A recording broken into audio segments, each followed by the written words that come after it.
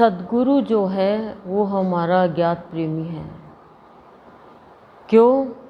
क्योंकि जब सद्गुरु सशरीर थे तो लोगों ने उनको एक साधारण इंसान समझा, और जिन्होंने गुरुदेव को सर्वे सर्वा माना वो तो तर गए, लेकिन जो दुनिया की बातों में आ गए वो मर गए।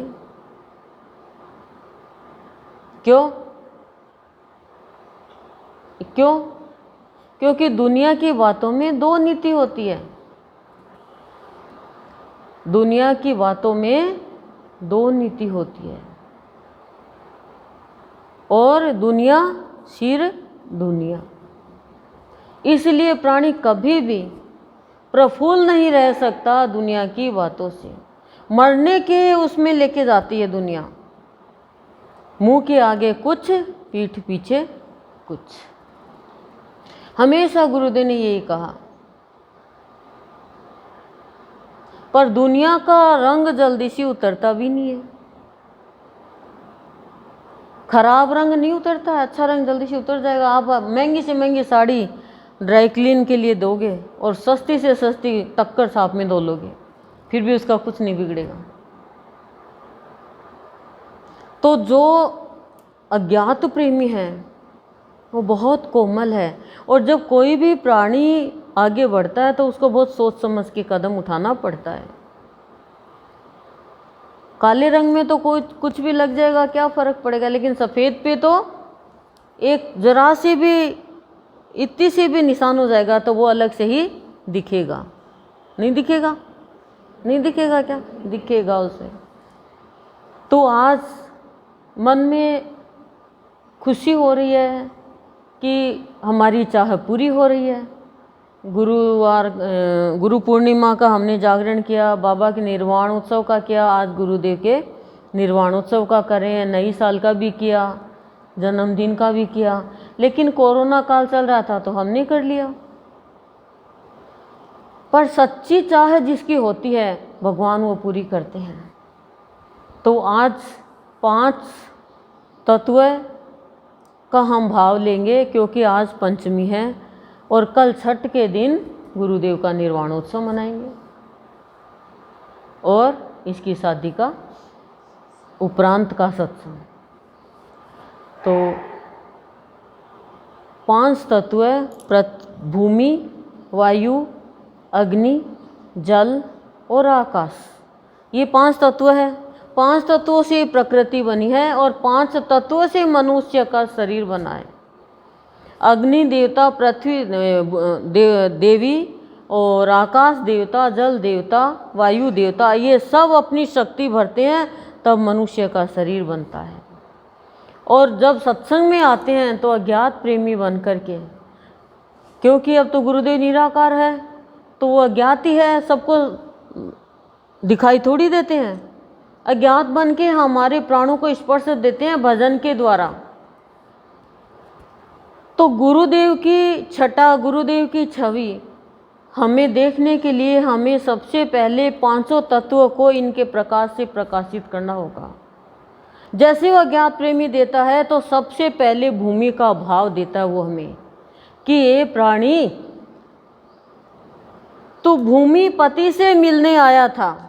भू यानी भूमि और मी यानी मिलन, और भूपति से मिलने आया था और तू तो भूमि इकट्ठी करने लग गया। भूमि ही इकट्ठी, इतना प्लॉट, इतना प्लॉट, इतनी भूमि हो जाए, फिर बाद में काम आएगी? क्या काम आएगी? तू तो तेरे 3.5 हाथ की भूमि खराब करके जाएगा, क्या काम आएगी? भविष्य पुराण पढ़ लिया हमने। जिस दिन गुरु पुराण पढ़ लोगे ना, उस दिन जीवन पुराण पढ़ लोगे, जीवन पुराना नहीं होगा। पर गुरु पुराण कोई पढ़ नहीं सकता है। गरुड़ पुराण पढ़ना नहीं चाहते कि मरने पे होती है। रामायण पढ़ते हो, उसमें रावण क्या कर रहा है ये तो देख लेते हो, लेकिन हम क्या कर रहे हैं ये देख नहीं पाते हैं। बोलो। तो सबसे पहले भूपति को प्राप्त करना है, और भूपति को मिलने के लिए क्या करना होगा, हमें क्या करना होगा, सिर्फ सत्संग का माध्यम, उससे हमारी भावना, हमारे विचार शुद्ध होते हैं।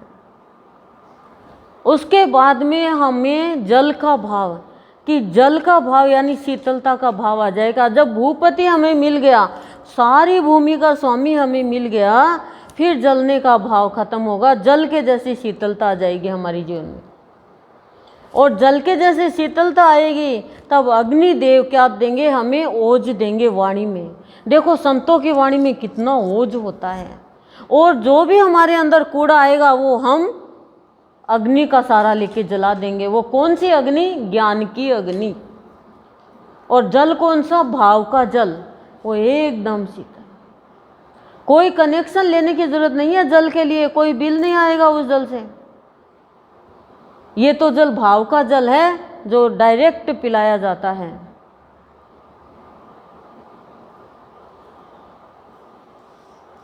भूमि, अग्नि और जल, 3 तत्व हो गए। बचे कितने, 2 और बचे, 2 बचे या 3, मतलब याद है पक्का। आकाश और वायु। उसके बाद वायु क्या कहती है कि कुछ भी ग्रहण मत करो, जैसी वायु चल रही है वैसे बहते जाओ, बहते जाओ। अब नाली के पास से वायु आई, दुर्गंध देगी लेकिन पकड़ेगी नहीं, फूल के पास आई, सुगंध देगी। ऐसे ही बहते जाओ, गंदगी को पकड़ो मत, सुगंध को भी पकड़ो मत, सबको निर्लिप्त रह के जियो। यदि हमने दुर्गंध पकड़ ली तो दुर्गंधमय जीवन होगा, और सुगंध पकड़ ली तो जीवन वाह वाह हो जाएगा। लेकिन जो सुगंध पकड़ेगा वो दुर्गंध भी पकड़ लेगा। निर्लिप्त अपने गुण में वायु बहती रहती है। देखो सबको ऑक्सीजन क्या देती है, जीवन देती है।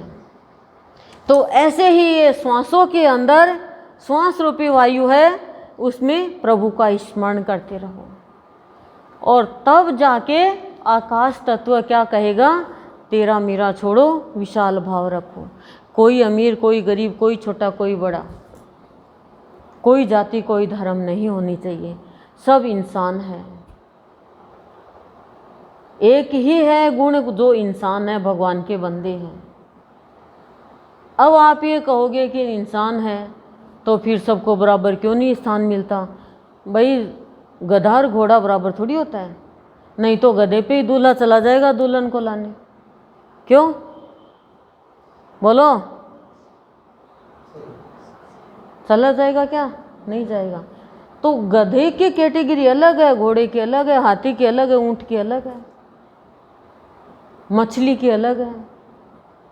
तो ऐसे ही मनुष्य के जो जैसे गुण होंगे वैसे ही तो उसको प्राप्ति होगी ना, प्राप्ति तभी तो होगी ना। अज्ञात प्रियतम जो हमारे भावयोगी संत है, हर पल हमारे साथ रहते हैं जब हम सत्संग करते हैं। हर क्रिया उसकी अव्यवस्थित क्रिया व्यवस्थित क्रिया हो जाती है जब उसके जागरण में आकर जग जाते हैं। अव्यवस्थित जीवन व्यवस्थित हो जाता है जब उसके जागरण में आकर के मस्त हो जाते हैं। कितनी बड़ी बात बता दी। क्यों हो जाता है? क्योंकि वो अज्ञात से हमें स्पर्श देता रहता है। अब आपको कोई की खराब बात स्पर्श देगी तो क्या होगा, दुखी हो जाओगे। और बेटा फ़ोन से कहेगा मम्मा ये ऐसी बात हो गई, अच्छा अरे वाह वेरी गुड बेटा, और खुशियाँ बांटेंगे। और वो कहे मम्मा मैं गिर गया, मेरा हाथ टूट गया, अब क्या होगा, हालत खराब।